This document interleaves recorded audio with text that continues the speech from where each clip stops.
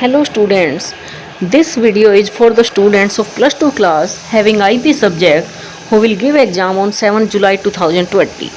We are planning to daily cover one sample paper to score you 100 out of 100 in board exams. Question number 4, A part. Write the name of clause used to give alias name of a table or column in output query. So students, for this purpose you can use as keyword or as clause of MySQL. Next question. What do you mean by HTTP GET request? Students, there are two types of request, GET request and POST request. As the name suggests, it is used to retrieve information from a web server using a given URL over web. Next question. What is virtual environment? Students, it creates isolated Python environments, that is multiple Python environments without disrupting others, means interdependencies are handled. Next question. What is the difference between alter add and insert command in SQL? Students, insert is a DML command and is used to insert records into a table. Example, insert into student values 1, girl. But alter add is a DDL command and is used to add a column in the table. Example, alter table student add marks integer. Means insert is used to insert the values or rows or records in the table, but alter add is used to add a column or field in the table. Next question. Question 4th, E part. Write the name of files created with a project in Django. Students, whenever you create a project in Django, there are various files that are automatically created. And what are these files? These files are init.py, settings.py, urls.py, wsgi.py. Students, full form of WSGIE is Web Server Gateway Interface. Web Server Gateway Interface. Now, what this .py suggests, these are the Python files. And there will also be a folder with the same name as that of the project that will have the file manage.py, means Python file. Next question. Question 4th, F part. Students, in this question, you have to study the following table, scholars and stipend, and write the output. Select DEG, count star from scholars where number less than 13. So students, first of all, where number less than 13, check the table.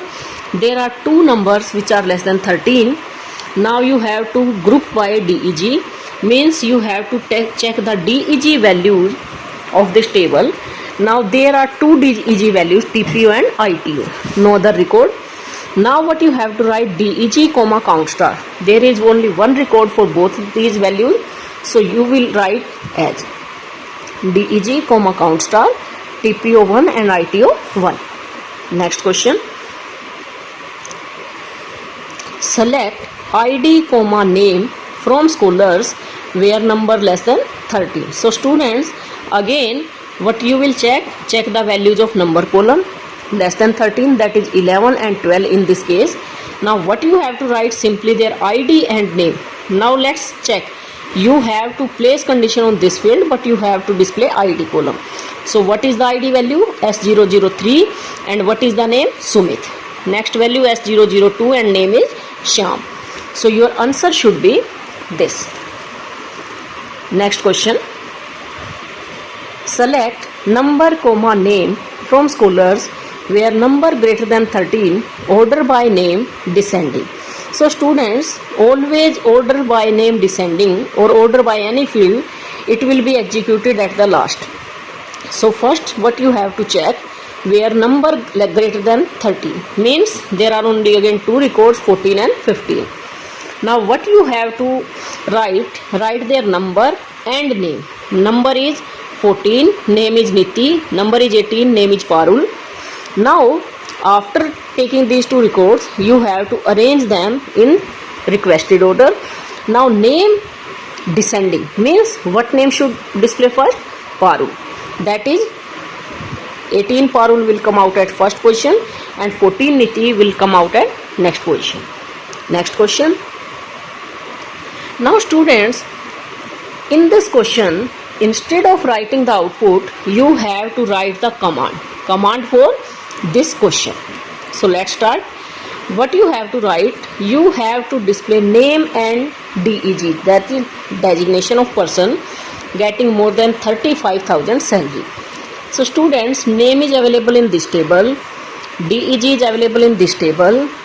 Now how to check who is getting 35,000 more than 35,000 salary? That is available in this table.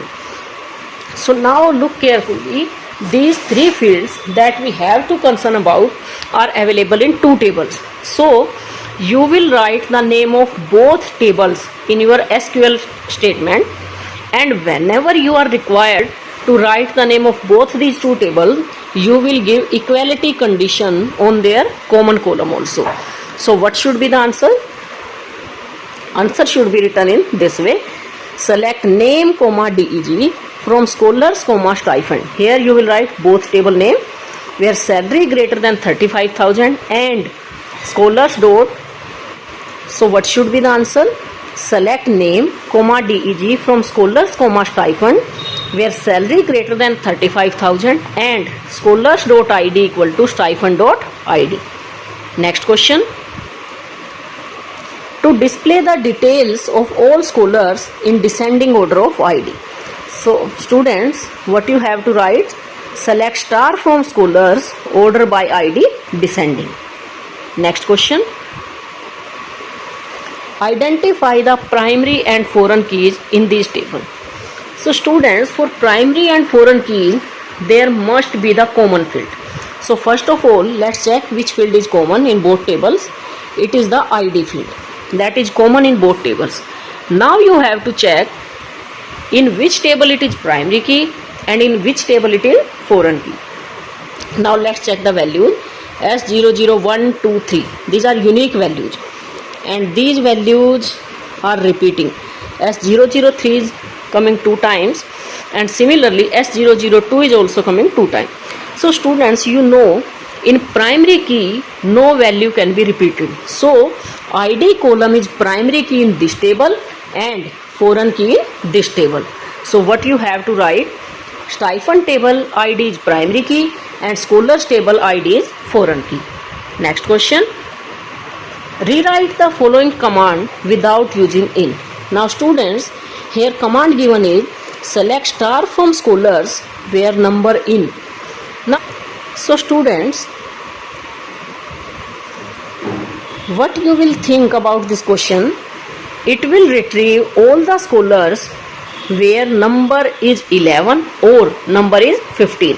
So what you will write? Select star from scholars where number equal to 11 or number equal to 15. So students, stay safe at home but keep studying.